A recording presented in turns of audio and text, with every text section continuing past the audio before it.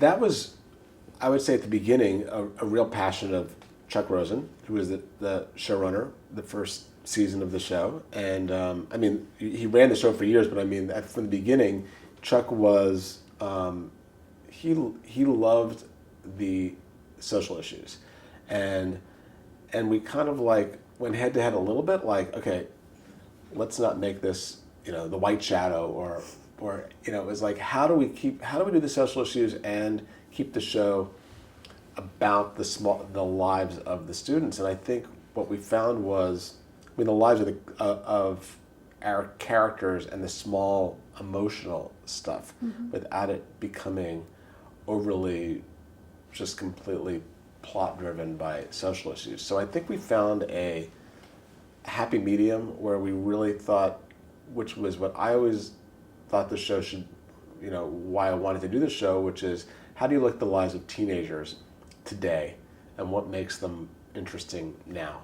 And I think that's what we were always looking at. What are the stories that, the relevant stories that weren't being told, that so much of, it's hard to imagine now, but so much of what teenagers were the lives they were living those stories were kind of like taboo on network television. And we were always basically about pushing the line of saying, like, wait, these are the real lives of these characters. And, we have to tell these stories, otherwise we're going to be irrelevant to our audience. We want to be a relevant show. So I think that's where we were always thinking about, like, what are those relevant stories? I mean, at the time, any stories about teenagers and sex they were really always tough stories to do. I mean, and those are the stories we wanted to do. And there was the first season, in a way, I kind of feel like we were very much under the radar. They weren't paying that much attention to us, and we got to do a lot. And I think it's like Brandon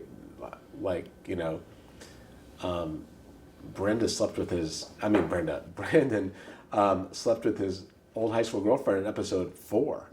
And I think they just weren't watching the show, or they didn't notice. But it's a bit of a double standard, because when Brenda slept with Dylan at her, the spring dance, it was like, suddenly it was a big deal. The affiliates went nuts. And this whole notion of doing stories about teen sexuality was just always like really difficult, because I think there was still, network television was still stuck in this kind of like 50s mentality about teens and sex. And the mentality was, you don't talk about teenagers having sex, you don't think about teenagers having sex, you don't think about it in a way that the parents, I guess, of the kids that were in high school at the time, who were sort of running the networks, like, were just kind of, they were still like the children of the 50s who just had their hands over their ears about any thought that their children were promiscuous in high school. And they were just, those stories were like, which were the stories we all wanted to tell, were kind of hadn't been told on television, in a way. A lot of fallout from the spring dance episode, which I wrote that episode. It was the first, and I directed it. It was the first thing I'd ever directed. And again, it was writing these things, we weren't thinking they were such a big deal. In fact, they were written like, just like, oh, these are the lives of the characters. These are the stories that would happen. Brenda sleeps with Dylan at the spring dance, and it's like, everyone's, is sort of like, there's a lot of like congratulating her, and there's kind of some, that of course it's a big deal that she loses her virginity, but she was losing it in a way that wasn't like, it wasn't a shameful experience. It was a happy experience for her. And writing the episode, certainly for me, and I think anyone involved in the writer's room at the time, there wasn't a sense like, we're breaking ground here. It was like part of the high school experience. And so it was sort of surprising when the show aired, did well, and then it was right around the time the show started to take off. And I think Fox got a lot of complaints from their affiliates that they, were just sort of freaking out that this high school girl had sex with her boyfriend at the spring dance. And enjoyed it, and there were no sort of like, you know, repercussions.